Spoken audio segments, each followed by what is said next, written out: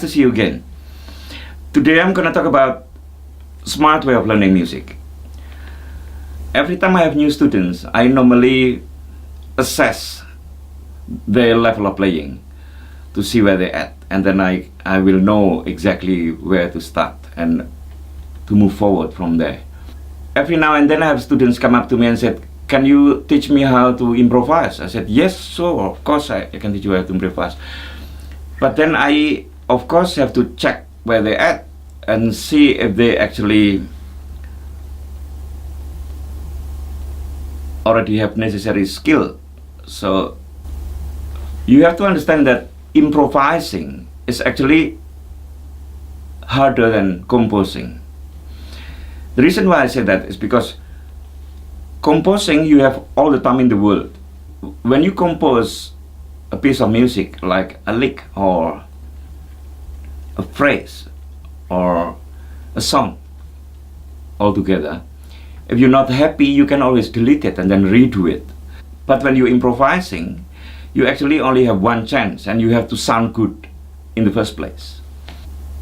If you hit the wrong note, you cannot really replace it or do it again. You know, improvising is on the spot and you have to sound good. So improvising is actually the ultimate music lessons. So like learning a language, when we were born and then we learn how to speak, the first thing we do, our mom and dad just teach us how to say words, yeah, how to say mom, how to say dad, how to say my mom, my dad. So we learn words and then we combine it and become sentences. Later down the track, when we get older, then we learn how to spell words. So, and then after we understand how to spell words, then we learn how to write words, or we create sentences and write paragraph or something.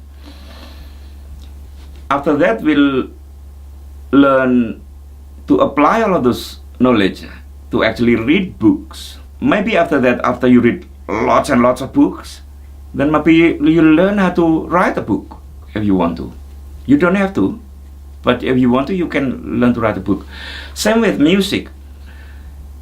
You should learn how to play chords and then learn chord transition from one chord to another, or move from one chord to another, and then you actually use it to learn some songs.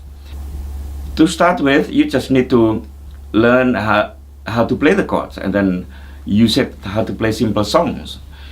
You don't need to understand how everything is constructed or how chords are constructed and how they work with each other. You just need to use it and get sense of music by actually using it. Then later down the track, as you get more advanced, then you need to understand how chords actually constructed, and you have to learn the scales, the arpeggios, and chord progression, so you learn to understand how chords work with each other in songs and or in a musical context.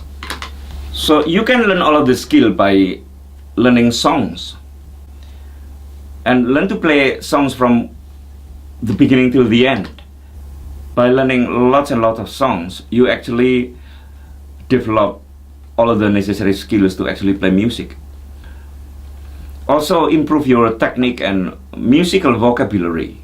When you have lessons, then you will need to analyze and use all of the skills that you learn to actually learn songs in the smart way rather than just trial and error.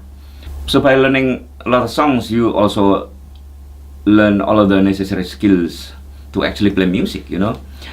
And you also will improve your technique, your ears, and develop more and more necessary skills to actually play music and write music if you like. So, and one of the most important thing is learn how to play rhythm. Rhythm is really, really important. A lot of people just want to learn soloing, and yes, soloing is exciting, but you can't just learn soloing without learning rhythm, because even when you play solos, you still have to be rhythmic. If you play so many notes like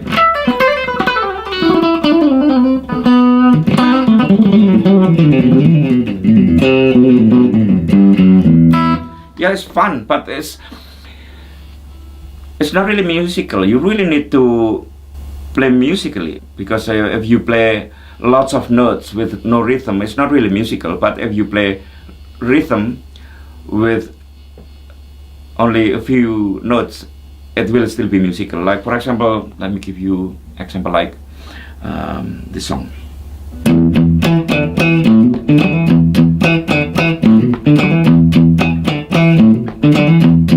So that's, I only play 4 notes there really, but I use rhythm, so it's make it musical. So that's why I encourage all my students to tap their foot when they play, and they have to groove, because when you play music, you really use your brain thinking, use your ears listening, use your hands, use your foot tapping and grooving, you know. So all of those elements make it musical. So my important message in this video is transcribe. Learn as many songs as possible. And when you learn songs, learn from the beginning until the end. Finish it. Try to learn as close as possible to the originals. After you know it, you can be creative. You can add your own creativity. Not before, after. Because if before you know the song well and then you try to do it your own way, you're just gonna ruin the song. You're not gonna sound good. But after you know the songs really well, then you can add your own creativity, your own spice, your own little licks, improvise it, whatever you like. But learn from the beginning till the end. It will really make you better and better musicians.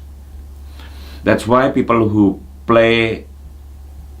do lots and lots of gigs and perform lots and learn a lot of songs, they normally become better and better musicians. Also, I've done many session work for recording. People who I met in the studios and in the gigs, normally people who have really good skill, people who already